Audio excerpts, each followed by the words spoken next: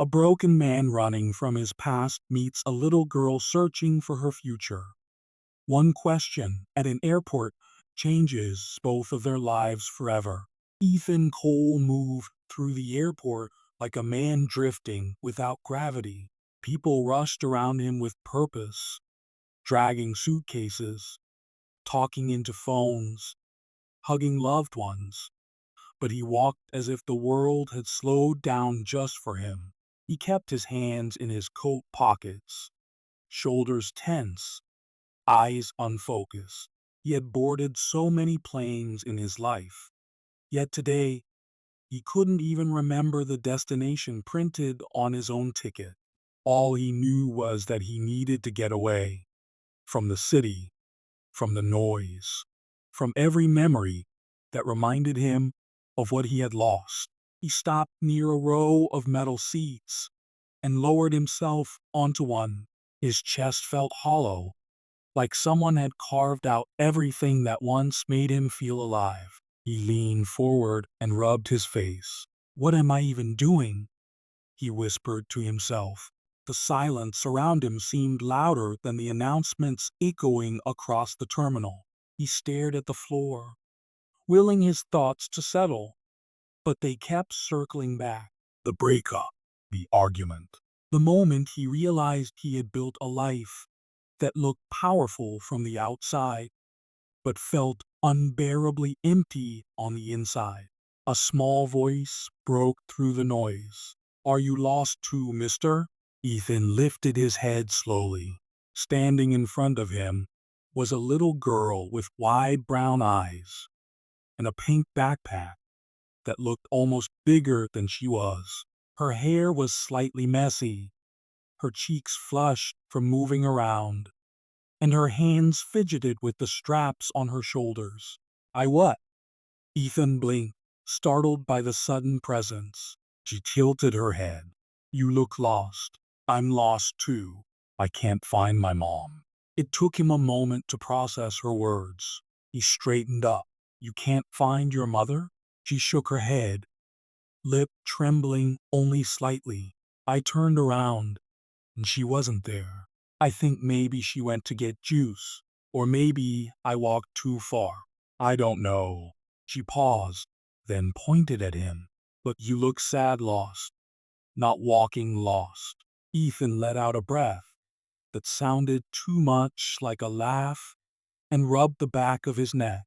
"I guess I'm a little bit of both," he said softly. She studied his face with surprising seriousness. "My name is Maya. What's yours?" "Ethan," he said. "Okay, Ethan," she replied firmly. "Will you help me find my mom?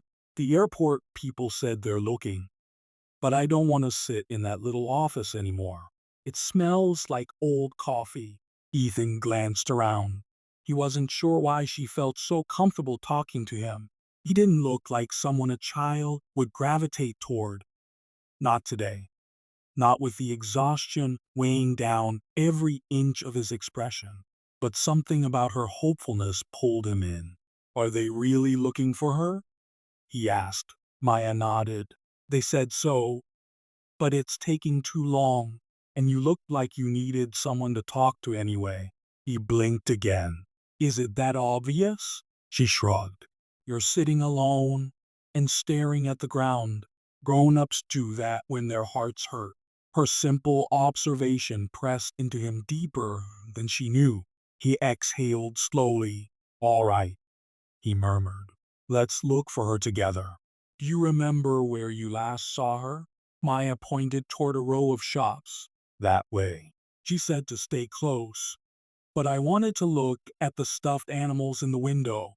Ethan stood, adjusting his coat. "Okay, stay beside me. We'll walk slowly." As they moved through the terminal, Maya kept glancing up at him. "Why are you sad?" she asked. He looked ahead. "It's complicated. My mom says everything sad is complicated," Maya replied. "But if you talk about it, it becomes a little less heavy." Ethan tightened his jaw. "Maybe." She didn't push further. Instead, she walked quietly, her small steps matching his longer ones. For a moment, the simplicity of their shared mission eased the knot in his chest. They passed a cafe, a bookstore, and a long line of passengers waiting to board. Maya scanned every face they walked by. Mom wears a blue scarf, she explained. It's her favorite. She says blue makes her feel braver. Ethan glanced down. Does she get scared a lot? Sometimes, Maya said, but she tries not to show it. She says it's okay to be scared as long as you keep walking. Her words echoed in his mind. Keep walking. It was something he had forgotten how to do. A moment later, Maya tugged on his sleeve. Why did you leave your home today? You look like someone who didn't want to. He swallowed. I guess I didn't. I just needed space. Did someone hurt you? The innocence of the question felt like a soft punch. Something like that, he whispered. I lost someone important. Maya nodded slowly, as if she understood more than she should. I'm sorry, Ethan. He looked at her, surprised by how gently she said it. He offered a faint smile. Thank you. They reached the corner near security, and Maya suddenly froze. This is where I think I last saw her, she said. She was behind me when we walked through here. Ethan scanned the area. Do you see her now? Maya shook her head, eyes starting to fill with worry. What if she thinks I ran away? What if? He knelt in front of her. Hey, look at me. She lifted her eyes. We are going to find her. You're not alone, okay? She nodded weakly. Okay. Let's check over there, he suggested, pointing toward a seating area. They walked together, but the seats were empty. Maya's small hand slipped into his without warning. He didn't pull away. Ethan? She whispered. Yes, thank you for helping me. He looked down at their joined hands. You don't have to thank me. I do, she insisted.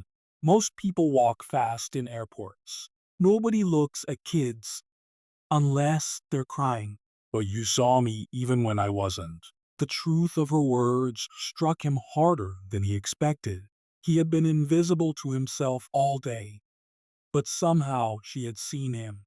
They continued walking until Maya suddenly stopped again. Is that her? She asked, voice trembling. Ethan followed her gaze, but the woman she pointed at wasn't wearing a blue scarf. No, he said gently, but we'll keep looking. Maya squeezed his hand a little tighter. For the first time in a long time, Ethan felt something shift, a sense of purpose, not for himself, but for the small, frightened girl who trusted him without hesitation. He took a deep breath. Come on, Maya, he murmured. Let's find your mom. They walked forward together, side by side, into the busy terminal. The deeper Ethan and Maya moved into the airport, the louder everything felt. Rolling suitcases clattered across the floors, loudspeakers chimed overhead, and families hurried past with excited voices. Yet for Ethan, the world narrowed down to the small hand gripping his. He kept glancing at Maya, watching the way her eyes darted around, searching for a familiar face that never appeared. Do you think she's scared right now? Maya asked quietly. I'm sure she is, Ethan said. But she's also probably talking to airport staff, trying to get to you as fast as she can. Maya nodded, though her shoulders stayed tense. She always checks on me every few minutes. Every time. She never forgets. Ethan could hear the fear in her voice. We'll find her, he said, keeping his tone steady. They reached a large information board, and Ethan tried calling for assistance. A woman in uniform approached them and crouched at Maya's level. Hi, sweetheart.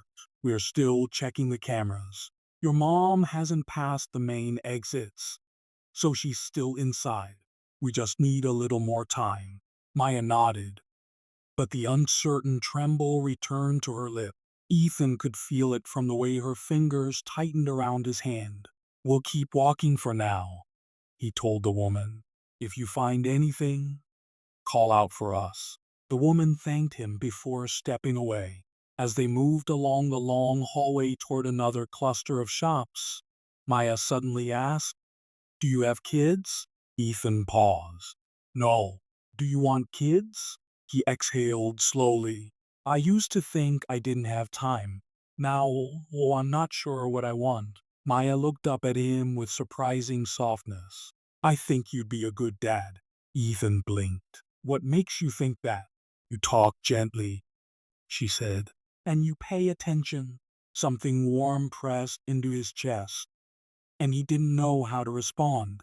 Instead, he continued guiding her toward the next terminal, scanning the crowds. After a few minutes, Maya's pace slowed.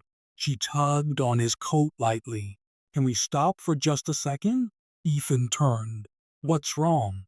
Maya swallowed hard. I don't feel good." He guided her toward a bench and knelt in front of her. Her breathing had quickened, shallow and shaky. "Hey," he said softly. "It's okay. You're safe." "I can't find her," Maya whispered, hugging herself tightly. "What if she's hurt? What if she needs me?" Ethan placed a hand on her shoulder. "Listen to me. Your mom is looking for you just as hard as we're looking for her. You're not alone." Her breath hitched. She pressed a hand against her chest. "My heart feels too fast." "You're having a panic spike," he said gently. "Try this with me, okay? Breathe in slow." She mirrored him, though her breaths trembled. "Good. Now let it out slowly." They repeated it a few times until her shoulders relaxed a little. Ethan didn't let go of her hand. People moved around them, but he stayed focused on the small girl, trying to pull herself together. When Maya finally spoke again, her voice was small. "Ethan, why did the person you lost leave?" He looked away. "I think we both walked away at the same time," he said. "Sometimes people grow in different directions, even when they don't want to." "Did she make you sad?" He hesitated. "I made myself sad. I kept thinking work mattered more than anything else. I stopped showing up when it counted." Maya nodded slowly, trying to understand. "My mom says loving someone means staying even when it's hard." A bitter sadness rose in Ethan's throat. "Your mom sounds like someone who loves deeply." "She does," Maya whispered. "That's why I need to find her." Ethan gave her hand a gentle squeeze. "Then we'll keep going." They stood again and headed toward Terminal B. As they approached a group of airport employees, one of them waved Ethan over. "Sir, we think we might have information." The man checked a tablet before speaking. A woman reported losing her child near the food court, but just a few minutes ago, security got a call from another terminal. Someone matching her description fainted near gate 63. Maya stiffened. "Is she okay? Is it my mom?" "We're not sure," the man said. "Medical staff are with her." Ethan felt Maya's fingers clamp around his. Her breath trembled again. "Ethan," she whispered, "what if it's her? What if something bad happened?" He crouched in front of her again. "Listen to me. Whatever happened, we are going to check, and you won't be alone. I'm right here." Tears filled her eyes. "Promise?" "I promise," Ethan said firmly. Before he could stand, Maya leaned forward and hugged him, small arms wrapping around his neck with desperate strength. Ethan froze for a moment, then gently placed a hand on her back. Something unfamiliar and warm surged inside him. When she pulled away, he wiped her cheek lightly. "Ready?" She nodded. They hurried through the terminal, Ethan practically guiding her through the crowd with steady steps. The closer they got to gate 63, the quieter Maya became. Her grip on his hand stayed tight, her fear almost palpable. As they turned the corner, they saw the medical station ahead. A nurse stepped out. Speaking to another staff member, Ethan felt Maya tense. "Is she in there?" Maya asked. "We'll find out," he said gently. They approached the nurse. "Excuse me," Ethan said. "We heard someone collapsed here. A woman looking for her daughter. Do you know if—" The nurse checked her notes. "Yes, a woman was brought in. Conscious now, but weak. She was very anxious. She kept saying she lost her little girl." Maya sucked in a breath. "That's my mom." The nurse held up a hand. "Before you go in, she's stable, but disoriented. We need to confirm identity." Maya nodded rapidly. "Please, I need to see her." Ethan felt something heavy settle in his chest. "Can we see her now?" he asked. "Just give me a moment," the nurse said gently, stepping back inside. While they waited, Maya leaned against Ethan's side. "My mom always tells me not to run ahead," she whispered. "But I did today. I didn't listen." Ethan rested a hand on her shoulder. "Kids make mistakes. Moms understand that. What matters is that you are trying to find your way back." "I'm scared," Maya admitted. "I am too," he said softly, surprising himself with the honesty. "But we are here together." The nurse returned a minute later. "You can come in, but be prepared. She's awake, just shaken." Maya took a shaky breath. "Okay." Ethan guided her inside. On the bed sat a woman, pale, breathing slowly, an oxygen tube resting under her nose. Her eyes lifted weakly as they entered. Maya took one step forward, hope bursting across her face. But the woman wasn't her mother. Maya froze. Her breath stopped. Ethan felt her hand go cold in his. The nurse spoke softly. "I'm sorry. She's not the woman we're looking for." Maya's knees wobbled, and Ethan instinctively steadied her. "It's okay," he whispered. "We'll keep searching." Maya pressed her face into his coat, her voice trembling. "Why can't we find her?" Ethan held her close. "Because sometimes the world scares us before it surprises us." She didn't understand the words, but she understood his voice. He guided her out gently, lifting her into his arms. When her legs felt too shaky, she rested her head on his shoulder, her breath warm and uneven against him. "Ethan?" she whispered. "Yes." "Don't leave me." He hugged her a little tighter. "I won't." With Maya resting against him, Ethan headed toward the next terminal, determined to find the woman who meant everything to this child. Ethan carried Maya through the terminal, her small arms wrapped around his neck, her fear weighing on him like a silent plea. The airport lights felt too bright, the noise too sharp, and every unfamiliar face made Maya tighten her grip. He tried to move steadily, offering her the only thing he could, his presence. "You doing okay?" he asked softly. Maya nodded against his shoulder, though her breath trembled. "My stomach feels funny," she whispered, "like everything is upside down." "That happens when you're scared," he said gently. "But I've got you. I'm not putting you down until you want me to." She curled closer, and something inside him tightened in a way he couldn't fully explain. A protectiveness he hadn't felt in years, maybe ever, moved through him with surprising force. When they reached the medical unit's reception area again, Ethan lowered her to sit on a bench. "We'll rest for a moment," he said. Maya nodded. wiping her eyes. I thought that woman was her, she murmured. I really did. I know, Ethan replied. But we are not done. There are still places to check. Maya's gaze lifted to him. You don't have to stay with me, you know. You were going somewhere before you saw me. Ethan gave her a faint smile. It can wait. Are you sure? She asked quietly. He hesitated before answering. Yeah, I am. They sat for a moment, letting the exhaustion settle between them. Then an airport security officer approached, holding a radio. Mr. Ethan, he clarified. Right. We've searched terminals A through D. Still no visual confirmation on the mother. He crouched down to address Maya. But we did find a clue. Someone matching your description was seen with a woman in a blue scarf heading toward the far gates earlier. Maya's eyes brightened with hope. That's her. That's her scarf. The officer nodded. We're checking the cameras. But the last confirmed sighting was near gate 89.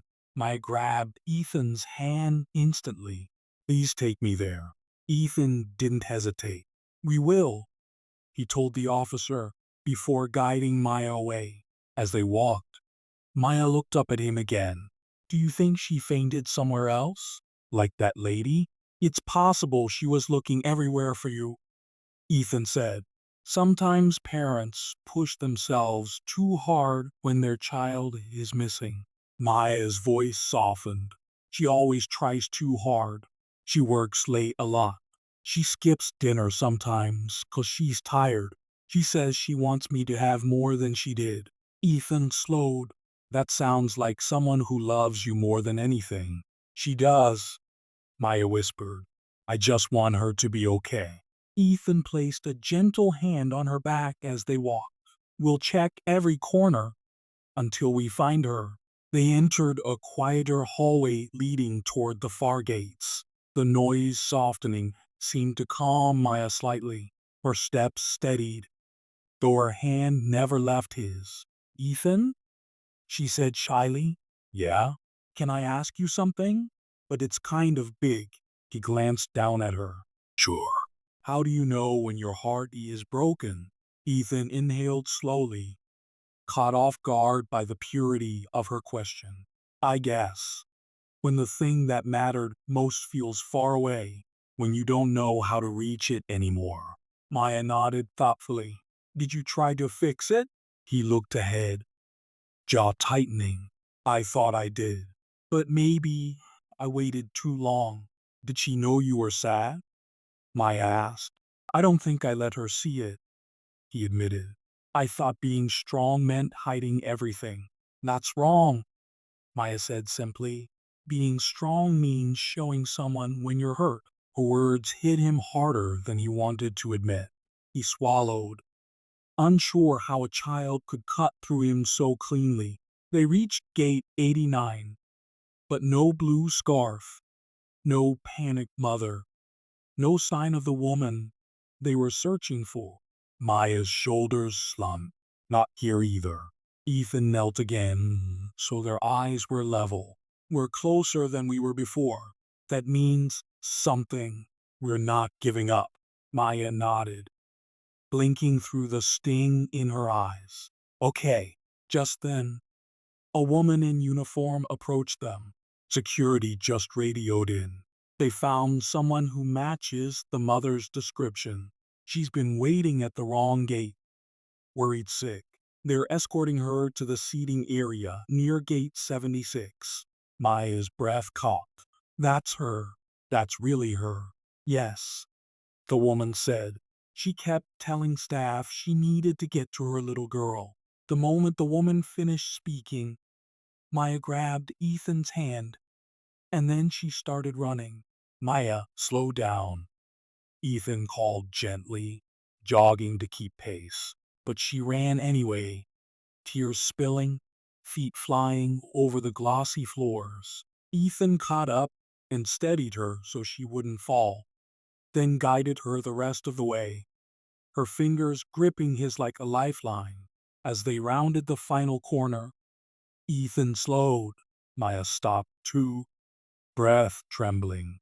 There, across the seating area, stood a woman wearing a blue scarf.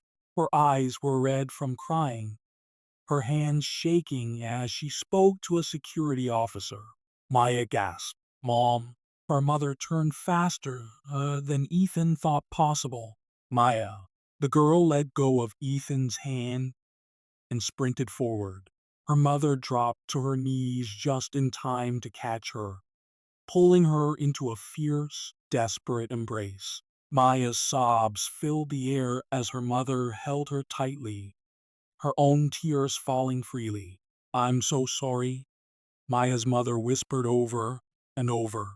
I couldn't find you, I thought. Oh God, I thought. I was scared, Maya cried. I thought something happened to you. Ethan stood a short distance away, watching the reunion with an ache that was both beautiful and painful.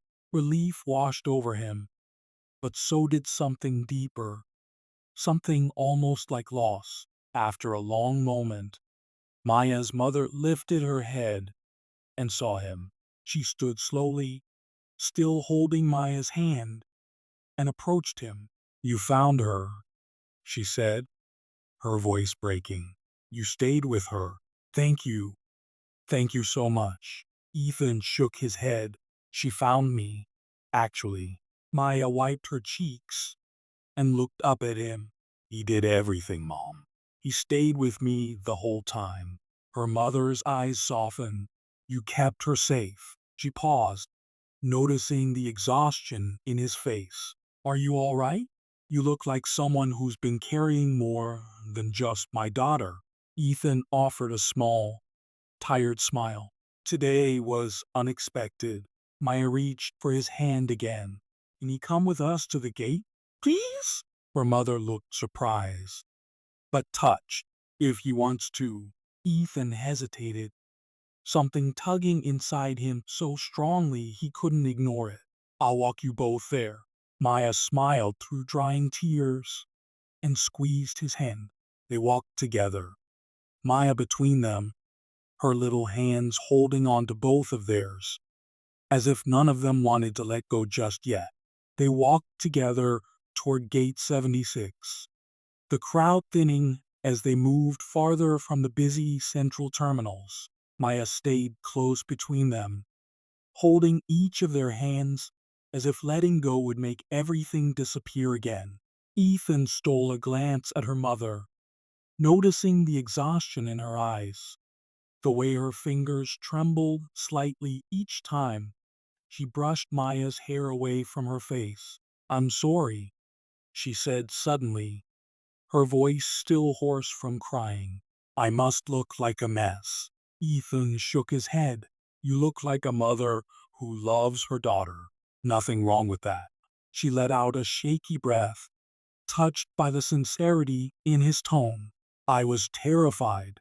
I turned around for 1 second to check our gate, and when I looked back, she was gone. Maya squeezed her mother's hand. I'm sorry, Mom. I wanted to look at the toys. I didn't think you'd move. Her mother knelt and pulled Maya into another tight hug.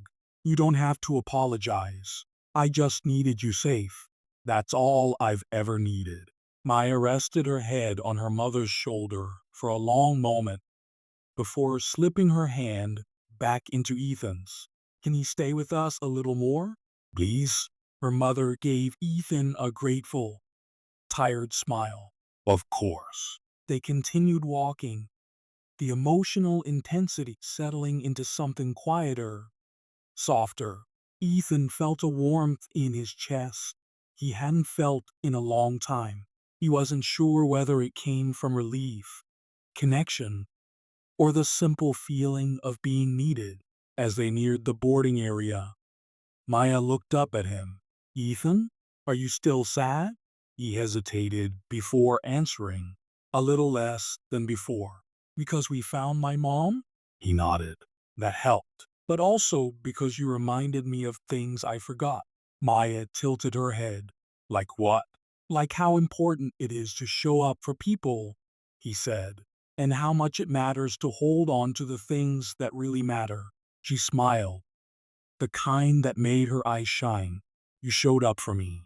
Ethan swallowed the unexpected emotion rising in his throat. I'm glad I did. When they arrived at the gate, Maya and her mother sat down together. Ethan stood nearby, unsure whether he should leave or stay a little longer.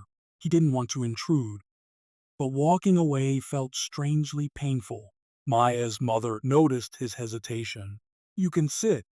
You know, you don't have to disappear. Ethan nodded and took the seat beside them. For a moment, no one spoke. The silence felt calm, almost comforting.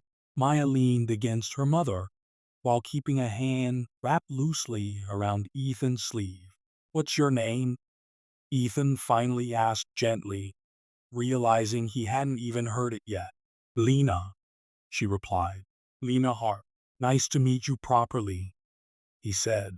You too, she answered softly. And thank you again. I don't know what I would have done if.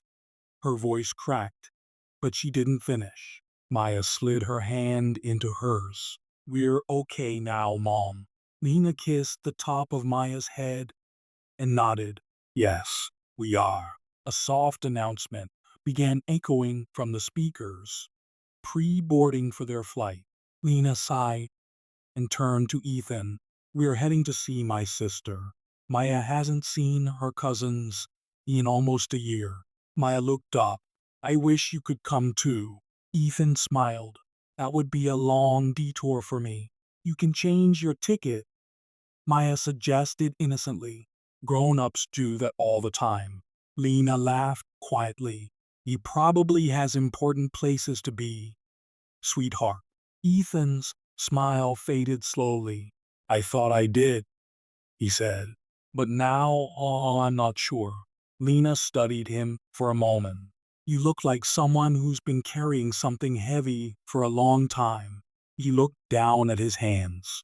I guess I buried myself in work for years. It felt easier than facing things I didn't want to feel. Someone hurt you? She asked gently. I think I hurt myself more than anyone else did, he answered. I lost someone because I didn't know how to be present. Lena nodded with understanding in her eyes. Loss changes people, sometimes in ways they don't expect. Maya leaned closer to him. I think you're trying to be better. Ethan looked at her, surprised by the certainty in her voice. Why do you think that? Because you stayed, Maya said simply. People who don't care don't stay.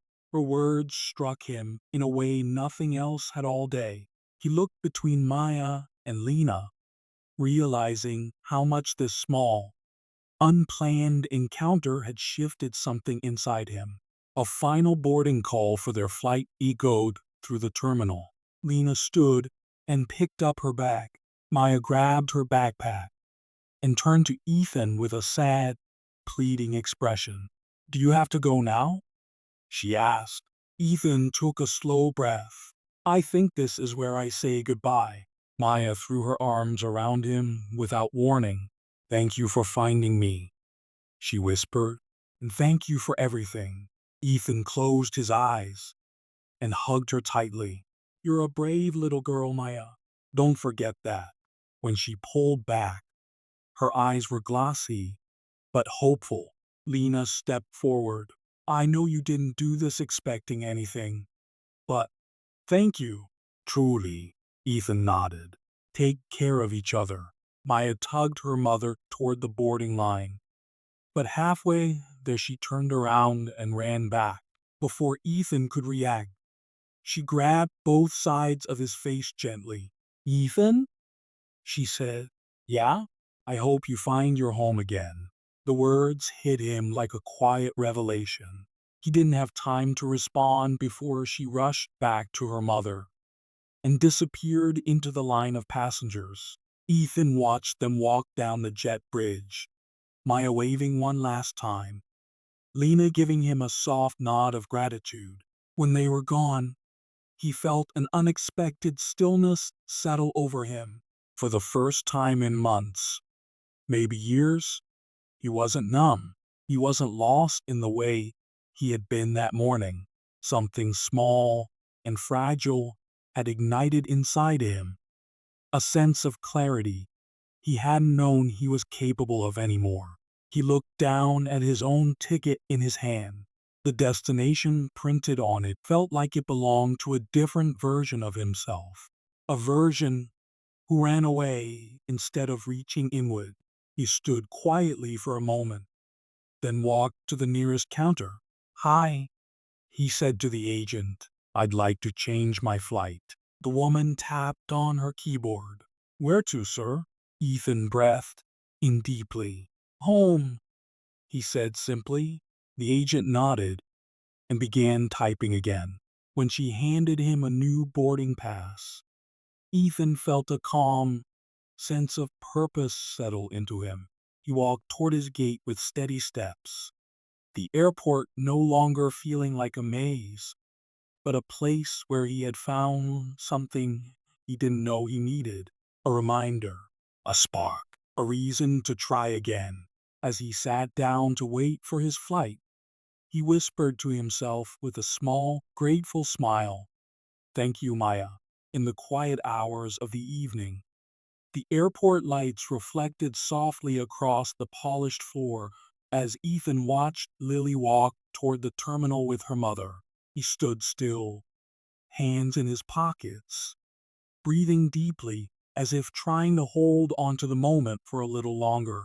Emma paused and turned back, giving him a grateful smile that carried more warmth than words could offer.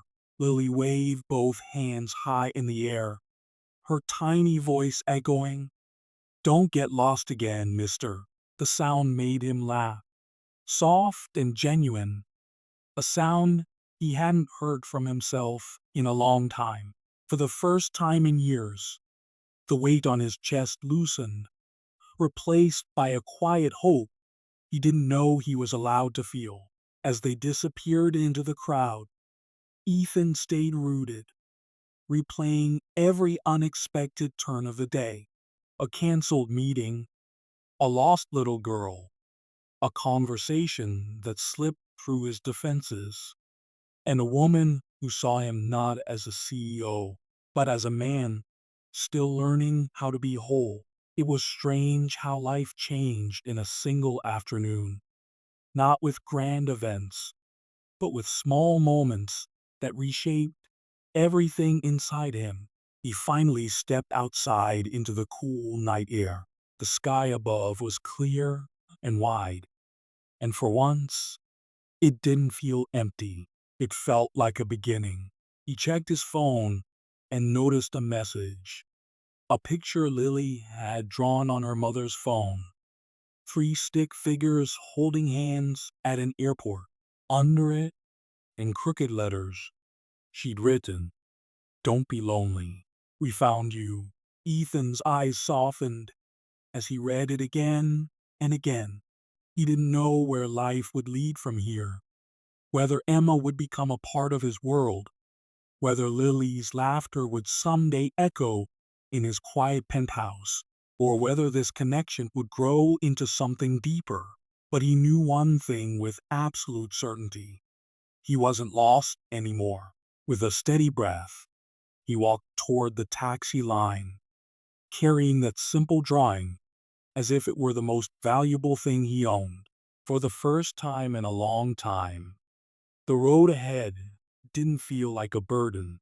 It felt like a direction, a chance, a quiet promise that he still had chapters left to write. And maybe, just maybe, he no longer had to write them alone.